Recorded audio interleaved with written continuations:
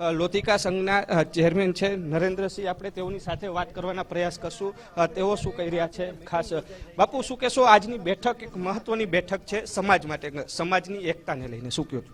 એક જે પ્રશ્ન છેલ્લા થોડા સમયથી આવ્યો છે કે રૂપાલા બોલ્યા અને તરત એમને ખ્યાલ આવ્યો કે કંઈક બોલવામાં સમાજની લાગણીને ઠેસ પહોંચી છે.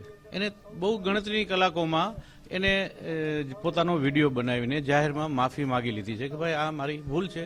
અને પુરુષોત્તમ રૂપાલાના શબ્દો એ હતા કે મારાથી જો કંઈ ક્ષત્રિય સમાજ નારાજ થયો હોય તો હું દિલગીરી વ્યક્ત કરું છું, માફી માગું છું. ભૂતકાળમાં પણ હું રાજપૂત સમાજ માટે હંમેશા સારું બોલ્યો છું, અત્યારે પણ હું કહું છું, પણ ભવિષ્યમાં પણ આવી કોઈ ભૂલ નહીં થાય એની ખાતરી આપું છું. આટલી વાત કર્યા પછી બે વાત આવી જે કે છતાં પણ નારાજગી યથાર્થ રહી.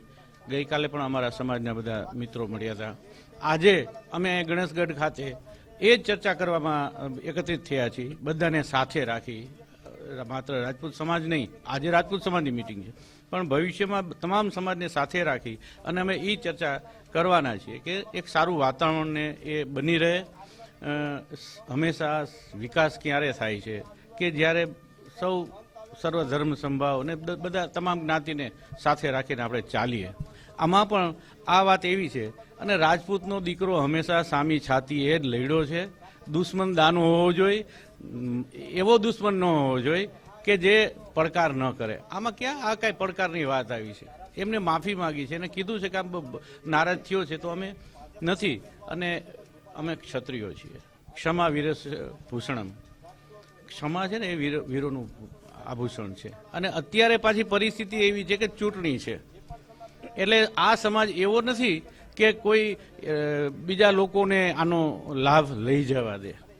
આ જ મુદ્દાથી લઈને અમે મળી રહ્યા છીએ કે તમામ આગેવાનો, આજ રાજકોટ જિલ્લાના તમામ આગેવાનો, તમામ સંસ્થાના આગેવાનો, તમારે જે કાંઈ અમારી સંકલન રાજપૂત સમાજની છે, તમામ જે અમારા 8 કે 9 મંડળો છે એ તમામ આગેવાનો, ચૂંટાયેલા પ્રતિનિધિઓ બધા સાથે મળી અને પેલા વિચાર વિમર્શ કરવાના છીએ કે આ પરિસ્થિતિમાંથી આપણે હકારાત્મક વલણ દાખવી અને કેવી રીતે આગળ વધવું, કઈ દિશાએ આપણે આગળ વધવું, આટલી વાત છે. અને એના માટે અત્યારે હમણાં આ સંમેલન ખાસ એવી પણ વાત છે રૂપાલા પણ આવી શકીએ એવી શક્યતાઓ છે સમાજની વચ્ચે. માફી રૂપાલા સાહેબ આવે એ શક્યતા એટલા માટે આપણે અત્યારે અસ્થાને છે કે અહીંયા જો યોગ્ય દિશામાં હકારાત્મક રીતે કોઈ નિચોડ કાઢવાની તૈયારી તમામ આગેવાનો, અહીંયા મોટા ભાગે અમારા બધા યુવા આગેવાનો પણ આવવાના છે, આ બધાને હકારાત્મક એ વલણ અખત્યાર થાય. પૂર્વ ધારાસભ્ય અને ગોંડલ પંથક અને રાજકોટ જિલ્લાના અમારા અડીખમ નેતા છે જયરાજસિંહ જાડેજા, એના વડપણ હેઠળ જે કાંઈ ચર્ચા થતું, આમાં એવું નથી જયરાજસિંહ આવવાના છે, હકુબા જામનગરથી આવે છે, કચ્છથી વિરેન્દ્રસિંહ આવે છે, લીંબડીથી કિરીટસિંહ આવે છે, કૃષ્ણ દેવસિંહ અમારા સાંસદસિંહ આવે છે, માંધાતાસિંહ પણ હજી બારગામ છે, જો આવી જશે તો મયુરાજા પણ આવશે.